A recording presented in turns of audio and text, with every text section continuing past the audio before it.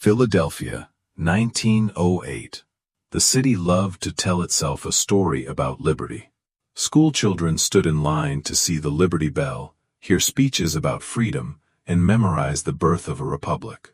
And just a few miles away, another line was forming outside the Fairmount Zoological Garden. Families in hats and gloves. Teachers with students. Men with afternoon cigarettes. They were waiting to stare at a man behind wire.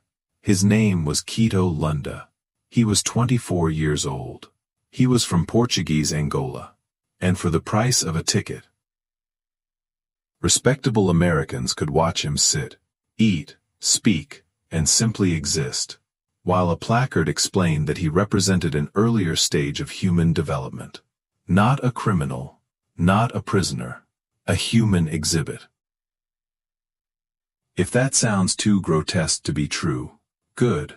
It should.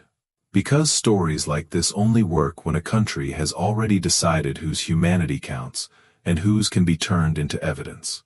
Let's open the door Philadelphia preferred to keep shut.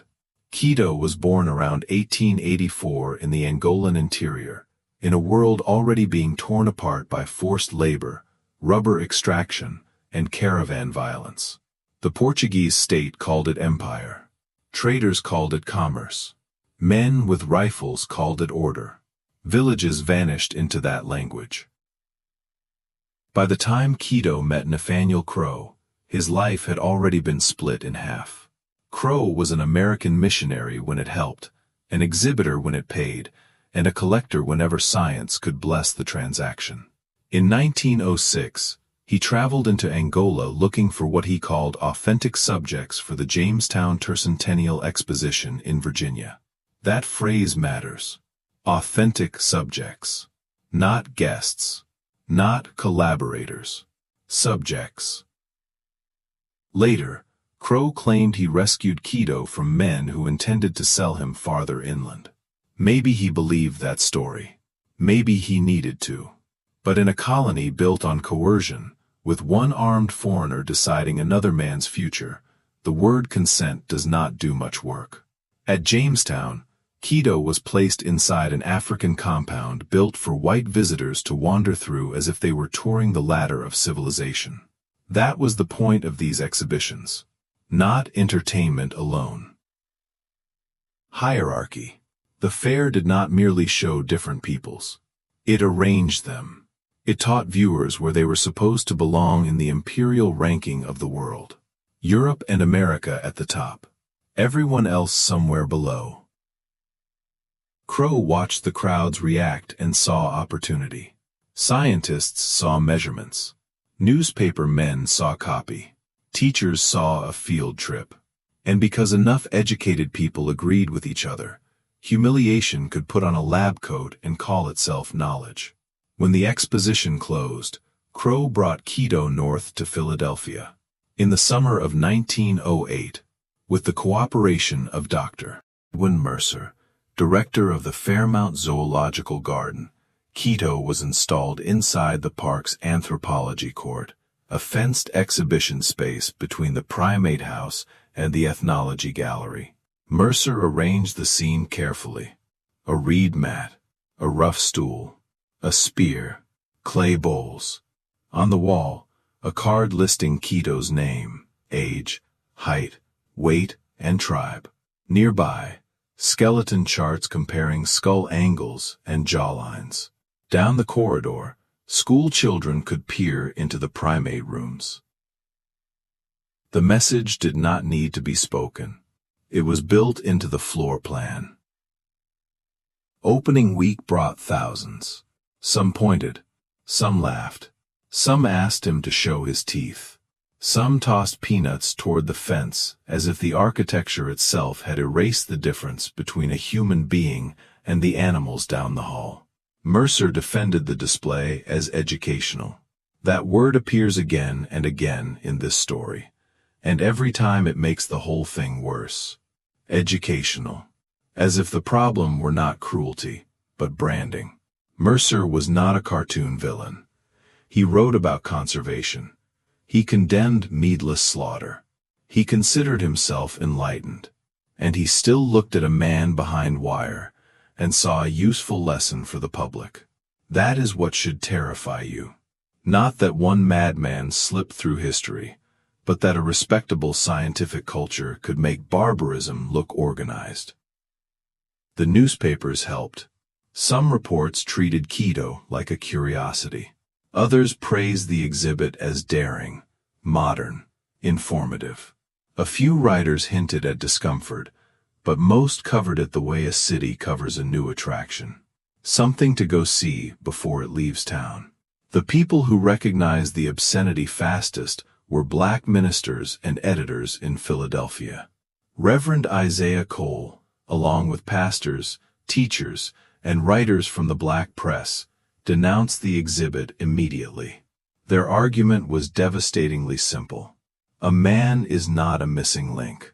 A fence is not a classroom. And science that needs degradation to make its point is not science at all. White Philadelphia answered with the usual vocabulary of condescension. Too emotional, too sensitive, too political. But Cole and his allies kept pushing. They wrote letters. They confronted officials. They turned a local outrage into a moral crisis the city could no longer pretend not to see. Eventually, Mercer relented. Kito was removed from the enclosure. But removal is not the same as repair. Outside the fence, people still followed him, still stared, still wanted the story the exhibit had taught them to want. The cage had come off the walls. It had moved into the public imagination. Cole and his allies found Kito a place first at a church residence, then later with families in Roanoke, Virginia. On paper, this looks like the hopeful section. He learned more English. He worked in a tobacco warehouse. He wore an American suit on Sundays. He walked the woods outside town, and for brief stretches, seemed almost peaceful. But exile can wear the clothes of routine and still be exile. Everything around him was foreign. The food, the weather, the jokes, the church rhythms, the way strangers looked at him a half-second too long. He had not chosen America. America had chosen what to do with him. He told friends he wanted to go home. That wish ran through every year of his life here, like a second heartbeat.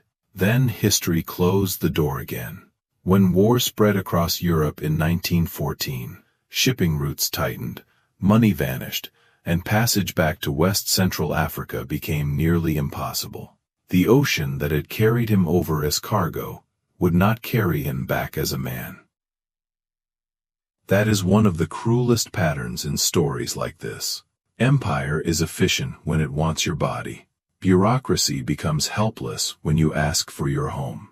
On a cold evening in February 1917, Kito built a small fire behind the boarding house where he was staying.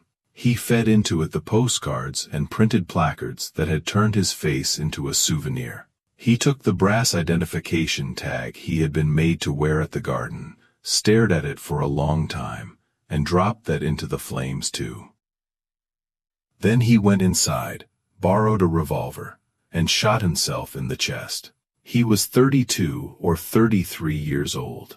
He died in a country that had measured him, displayed him, explained him, and still never truly met him.